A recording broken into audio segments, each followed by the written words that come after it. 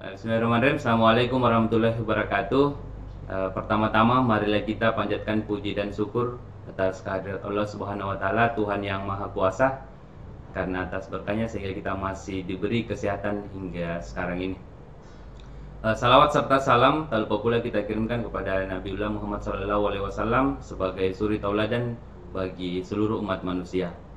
Perkenalkan, nama saya Vicky bin Jusmin, Eskom Mkom, NIDN 0927119004. Saya merupakan salah satu dosen dari program studi informatika Fakultas Teknik Komputer Universitas Cokro Aminoto Palopo. Pada kesempatan ini, sebelum memulai proses pembelajaran di kelas yang nantinya saya sajikan dalam bentuk video, saya akan menjelaskan beberapa hal berkaitan dengan mata kuliah yang saya ampuh, yaitu mata kuliah web server.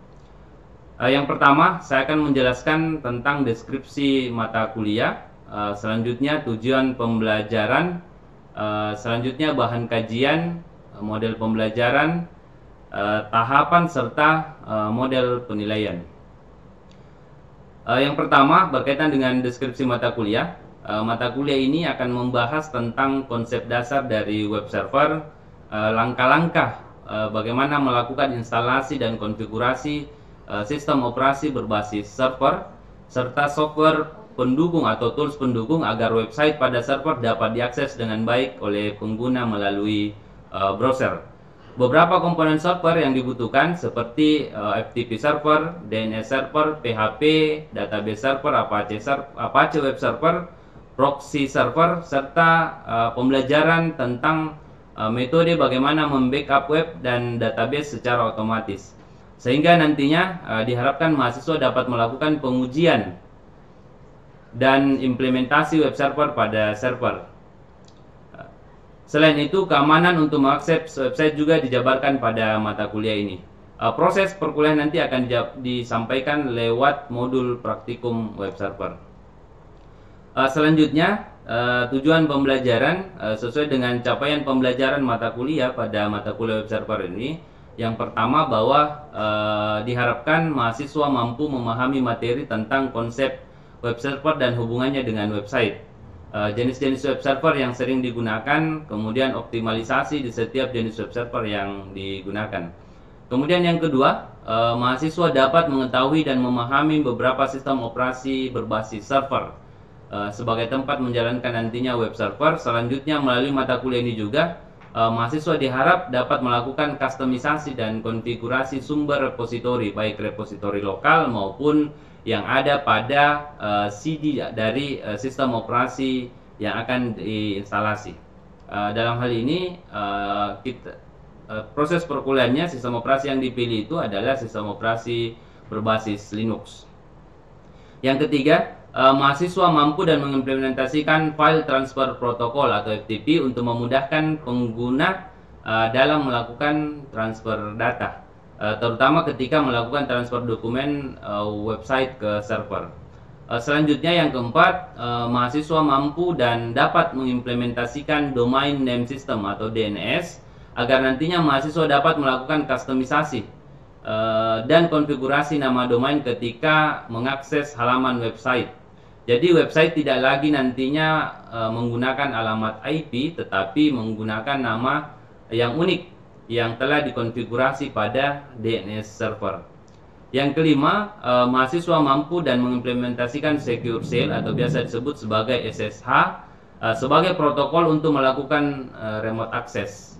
Yang keenam, mahasiswa mampu menjelaskan dan mengimplementasikan web server seperti konfigurasi dan seperti proses instalasi dan konfigurasi Apache dan Nginx pada sistem operasi berbasis server. Perbedaan antara beberapa web server yang akan digunakan, kelebihan dan kekurangannya dari berbagai macam web server itu juga nanti akan menjadi tujuan pembelajaran dari mata kuliah ini. Yang ketujuh, mahasiswa mampu menjelaskan berbagai tool yang diperlukan dalam menjalankan website di server seperti instalasi dan konfigurasi phpMyAdmin, database server serta PHP. Selanjutnya, yang kesembilan, mahasiswa mampu melakukan backup web dan database secara otomatis. dengan memanfaatkan aplikasi cron.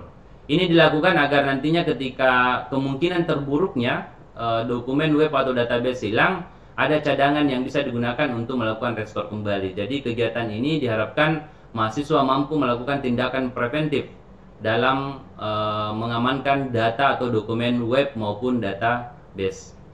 Yang ke-10, mahasiswa mampu menjelaskan dan mengimplementasikan layanan proxy server.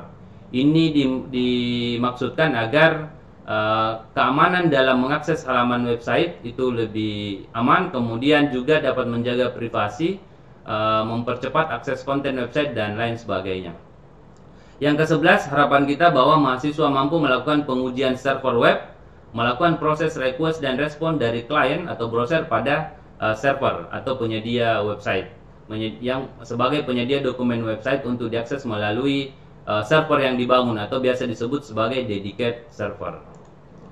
Selanjutnya, untuk memenuhi tujuan dari proses pembelajaran tadi, ada beberapa bahan kajian yang akan saya sampaikan, nantinya akan dijabarkan melalui proses perkuliahan selama kurang lebih 16 kali pertemuan. Yang pertama, bahan kajiannya adalah kontrak perkuliahan serta menjelaskan dasar-dasar mengenai submateri pada mata kuliah yang diampu. Kemudian kedua, konsep dasar dari web server itu sendiri dan hubungannya dengan website. Yang ketiga, sistem operasi berbasis server. Keempat, instalasi dan konfigurasi sistem operasi berbasis server. Selanjutnya, instalasi dan konfigurasi FTP server, instalasi dan konfigurasi DNS server. Yang ketujuh, instalasi dan konfigurasi SSH atau Secure Shell. Yang selanjutnya, instalasi dan konfigurasi web server, phpMyAdmin, database server. Yang kesembilan, instalasi dan konfigurasi backup web dan database secara otomatis. Ke-10, instalasi dan konfigurasi proxy server, hingga pada akhirnya mahasiswa dapat membangun server web, menguji coba, dan menyediakan layanan-layanan yang dibutuhkan agar website dapat disediakan di server dan diakses oleh pengguna lewat browser. Yang terakhir adalah penyediaan layanan keamanan dalam mengakses website. Selanjutnya, berkaitan dengan model pembelajaran, pada prosesnya bahwa model pembelajaran yang dilakukan itu dengan model ceramah, diskusi, pemberian kuis, penugasan praktikum, dan project based learning. Proses ujian tengah selanjutnya adalah proses ujian tengah semester, dan yang terakhir adalah ujian akhir semester. Di tahapan selanjutnya adalah berkaitan dengan proses penilaian. Proses penilaian pada mata kuliah ini secara umum sesuai dengan kontrak kuliah yang diberikan.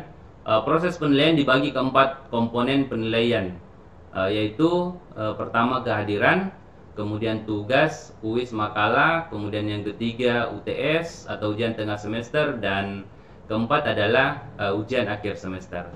Pada mata kuliah ini persentase nilai kehadiran itu saya berikan persentase nilai itu sebesar 20%, kemudian tugas, kuis, makalah itu 30%. Ini lumayan banyak karena dalam prosesnya ini akan ada berbagai tugas baik yang dikerjakan di proses praktikumnya maupun tugas mandiri yang dikerjakan nanti ketika kembali dari kampus. Kemudian UTS ini persentasinya nanti 20%, dan terakhir ujian akhir semester itu bobotnya atau persentase nilainya itu 30%. Baik, sebelum masuk kepada proses pembelajaran yang saya sajikan dalam bentuk video pembelajaran, saya akan menyampaikan tahapan pembelajaran dalam kelas. Yang pertama, proses pendahuluan, kemudian yang kedua penyajian materi, kemudian yang terakhir adalah penutup. Pada proses pendahuluan, kegiatan yang dilakukan adalah memberi salam kepada mahasiswa, menyapa, menanyakan kabar, kemudian selanjutnya adalah merefleksi kegiatan pembelajaran sebelumnya, bertanya kepada mahasiswa masih ada tidak yang dipahami berkaitan dengan mata kuliah yang sebelumnya. Kemudian menjelaskan capaian sub pembelajaran atau sub CMK pada materi yang akan disajikan. Selanjutnya pada penyajian materi dilakukan dengan menjelaskan materi perkuliahan dengan cara ceramah, selanjutnya berdiskusi, sehingga harapannya mahasiswa mampu memahami materi yang disajikan.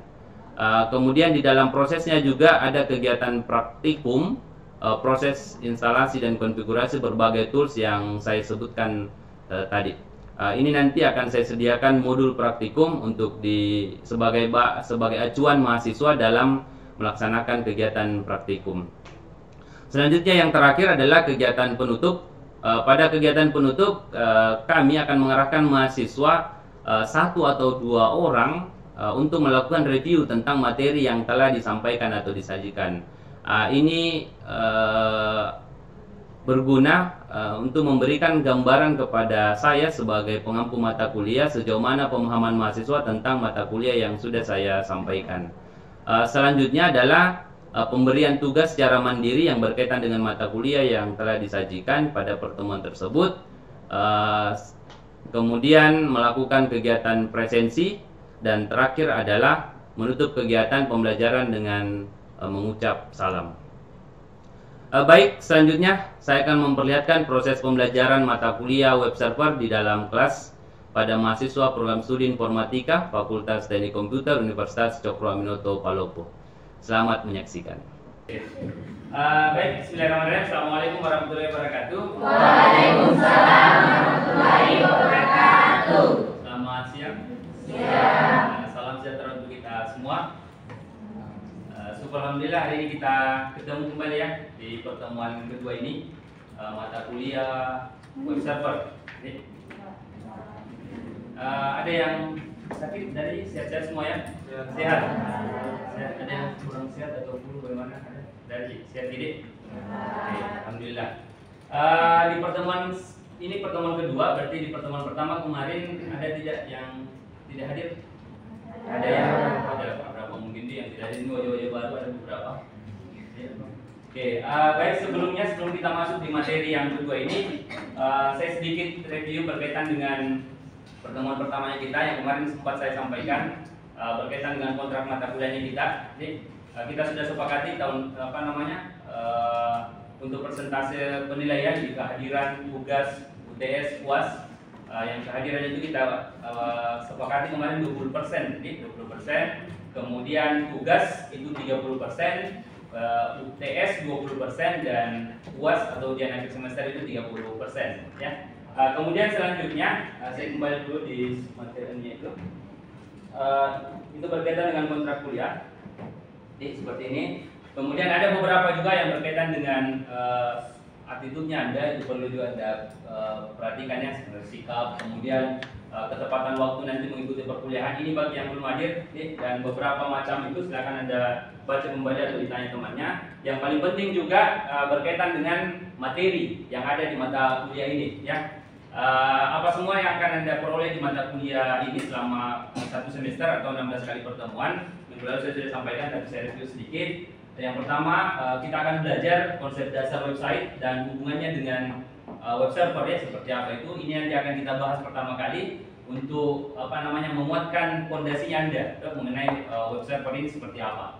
Kemudian yang kedua, sistem operasi berbasis server. Ini juga nanti akan kita sama-sama pelajari, mungkin 2-3 kali pertemuan, karena tempatnya jalan web server itu adanya pasti di sistem operasi, jadi tidak perlu kita pelajari. Kemudian ada instalasi dan konfigurasi FTP server, instalasi dan konfigurasi DNS server, SSH server, web server, kemudian konfigurasi database server dan PHP admin.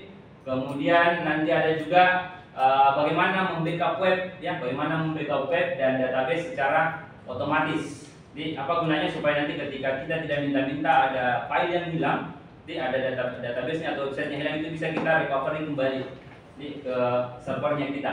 Kemudian yang terakhir, pembelajaran kita itu materinya adalah instalasi dan konfigurasi proxy server. Ini berkaitan dengan keamanan dalam melakukan aktivitas di halaman website seperti itu. Kemudian ujungnya nanti outputnya kita ini adalah bagaimana Anda bisa membangun server, ya, tempatnya website itu supaya disediakan oleh server kemudian bisa diakses oleh klien melalui browser. Nah, itu tujuan utamanya kita nanti dalam perkuliahan ini. Namun sebaiknya kita akan bahas dulu berkaitan dengan apa itu sebenarnya web server. Jadi web server dan apa hubungannya dengan website. Oke, website sudah pernah lihat ya? Ya, saya telah berangkat dulu dari website. Website sudah pernah lihat? Sudah pernah mengakses website? Saya rasa Anda sudah pernah semua pasti lihat website. Untuk itu saya minta dulu kira-kira gambarannya Anda website itu seperti apa? Apa hubungannya kira-kira? Siapa tahu nanti sudah sedikit banyak dari informasi yang Anda masukkan ada hubungannya memang dari web server itu. Ya, seperti itu. Diisikan Anda masuk ke Mentimeter, mohon maaf, menti.com. Anda masuk di menti.com. Silakan masuk di menti.com. Kemudian masukkan kode 34518584. Boleh pakai komputer, kalau pakai komputer siapa tahu pulsanya habis. Oke? Sudah? Sudah di? Ya, sudah. Sudah ada beberapa respon yang Anda masukkan. Dari situ kira-kira ada tidak yang tidak dipahami? Kalau kita lihat ini rata-rata menjawab berkaitan dengan website itu ada HTTP, ya, ada domain, DNS, kemudian apalagi yang paling besar itu IP. Itu yang menurut Anda sangat erat kaitannya dengan website. Nah, seperti ini. Kita mulai dari HTTP. Ini HTTP. Ada yang tahu kepanjangannya? Siapa tadi yang jawab ini? Ada yang jawab? Hypertext transfer protocol. Ada yang tahu apa gunanya? Ya, silakan. Siapa namanya? Siapa namanya? Fatimah Zahra. Oke, Esti sambut. Sebuah protokol jaringan lapisan yang membantu proses pertukaran data. Protokol jaringan Yang membantu proses pertukaran data. yang membantu. Oke. Ada yang lain? Dari itu tadi? Itu aja. Oke, kasih tepuk tangan dulu untuk Esti dan Fatimah. Oke, Fatimah. Baik, kita bahas satu-satu ya. HTTP atau Hypertext Transfer Protocol. Ini juga jasa Anda lihat ada tulisan HTTPS ya, Hypertext Transfer Protocol Secure atau HTTP yang lebih aman, lebih aman. Tapi secara konseptual HTTP itu adalah Hypertext Transfer Protocol. Apa gunanya? Namanya saja bahwa namanya ini kan protokol untuk melakukan transfer data yang basisnya hypertext. Berarti ini sudah protokol atau jembatan untuk mengakses website yang ada di server ke klien. Nah, ini yang disebut sebagai web server. Web server. Ya, seperti itu. Jadi kalau tidak ada ini HTTPS yang kita instalasi, jika ini tidak ada diinstalasi pada sebuah server atau pada saat layanan hosting ini tidak ada, maka file-file di dalam web server, file-file di dalam server itu tidak bisa diakses di browser. Walaupun si klien bagaimana caranya untuk merequest website itu tidak akan tampil karena tidak ada jembatannya, tidak ada protokol transfer datanya yang bisa mengenali bahwa itu adalah file website. Jadi harusnya ada yang namanya HTTPS. Nah, itu HTTPS itu adanya ke web server namanya. Jadi di web server itu yang sering dipakai nanti kedepannya akan kita bahas itu ada namanya ada Apache, kemudian ada juga Engines, ya, ada lagi IIS, ya, dan lain sebagainya. Banyak yang bisa kita gunakan. Pertanyaannya sekarang, apakah ini bisa semua dipakai? Nah, nanti kita bahas di materi selanjutnya lagi nanti. Ya, intinya bahwa HTTPS ini adalah protokol komunikasi untuk menjembatani dokumen website itu bisa tampil di pengguna atau di browser seperti itu ya. Jadi kalau ini tidak dilakukan instalasi, maka website itu tidak akan tampil di browser seperti itu. Itu kata kuncinya. Oke, sudah paham? Paham nih? Berarti ini pasti wajib nanti untuk dilakukan proses instalasi, ya, wajib pasti. Karena ini adalah core-nya nih, intinya dari web server seperti itu. Kemudian yang kedua apalagi DNS. Apa ini DNS? Domain name Satu domain name system atau domain name server? Domain name system. Sistemnya. Ya. Di mana biasa dapat mata kuliah ini domain name System. system. Apa itu? Berarti sama ya ini apa pada ini? Beda Pak. Hah? Beda ini? Iya Pak. Nanti lah kita bahas sama-sama kalau beda.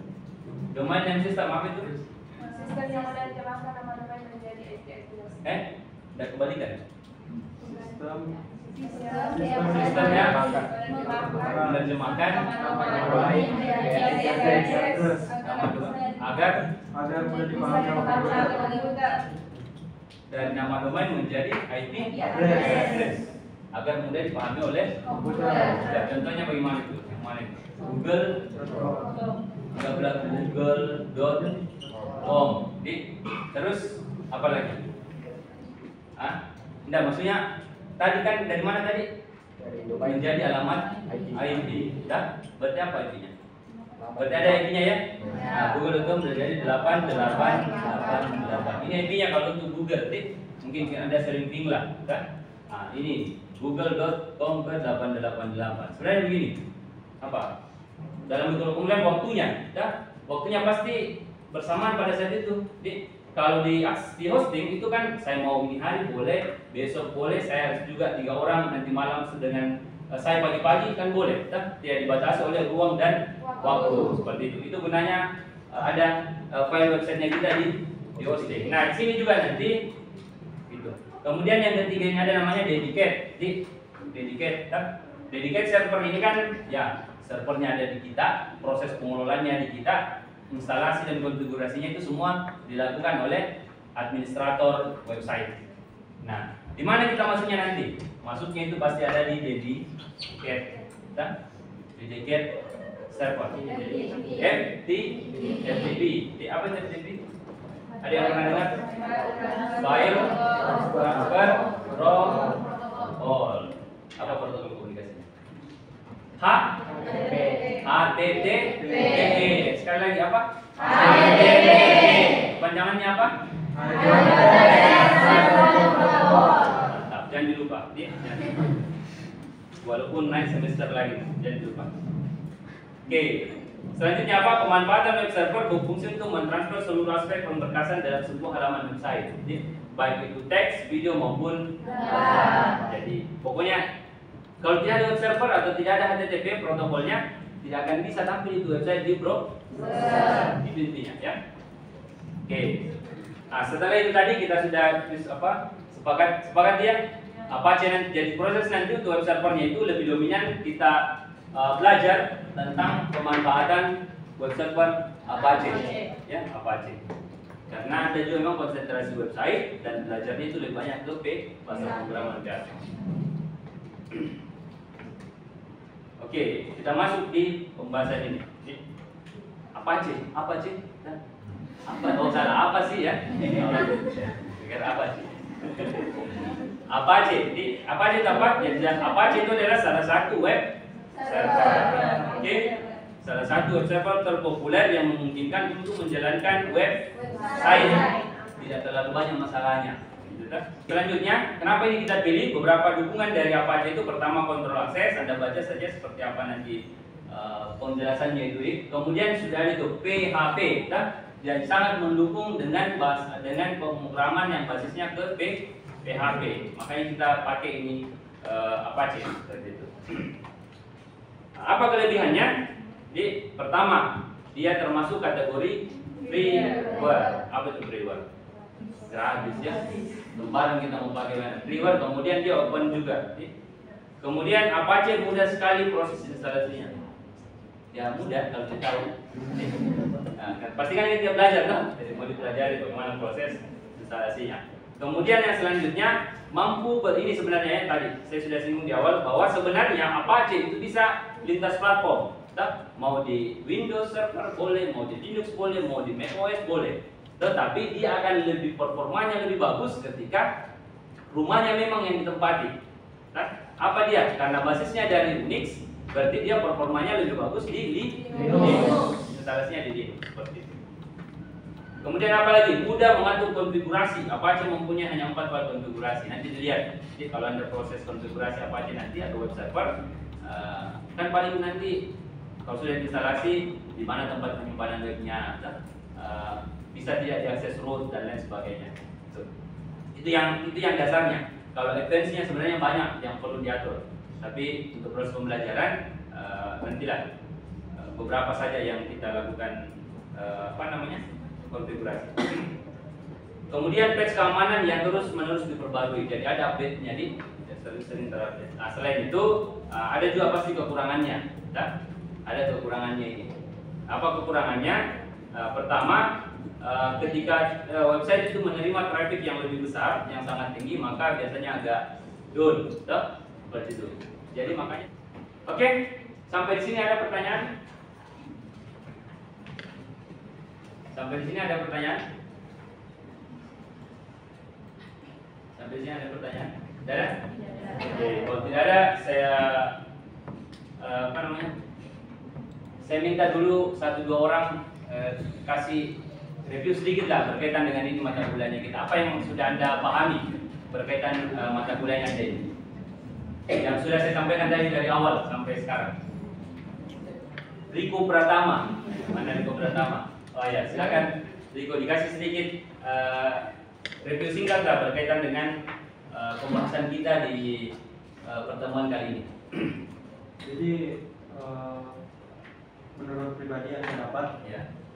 adapun yang saya sepakat adalah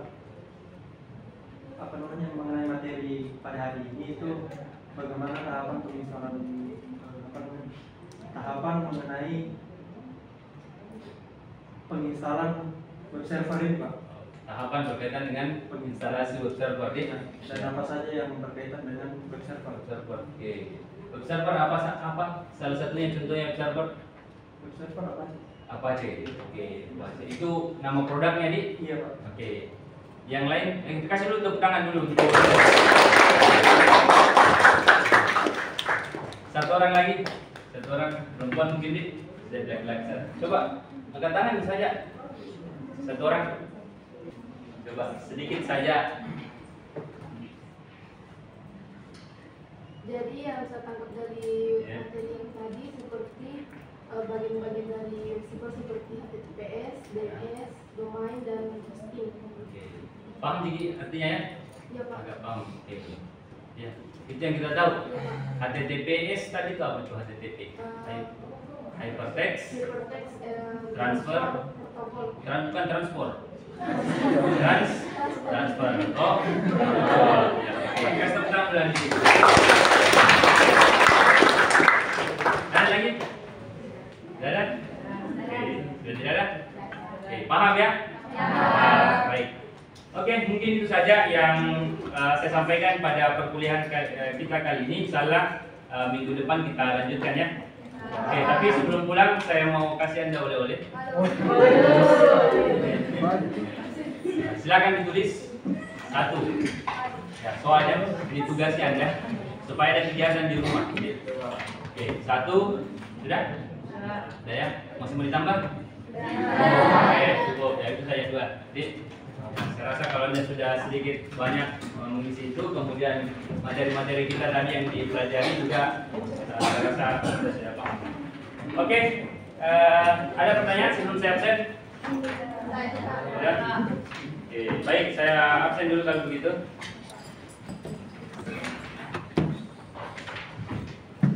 Mika Sari. Demikianlah video proses pembelajaran yang bisa saya sajikan yang dibuat dalam bentuk micro teaching di laboratorium komputer. Saya ucapkan terima kasih kepada seluruh tim penilai dan panitia sertifikasi dosen tahun 2023 dan juga terima kasih kepada teman sejawat dosen yang telah membantu mahasiswa program studi informatika, dekan Fakultas Teknik Komputer, serta terima kasih kepada Bapak Rektor Universitas Cokro Aminoto Palopo. Sekian, wabillahi taufiq wal hidayah. Assalamualaikum warahmatullahi wabarakatuh.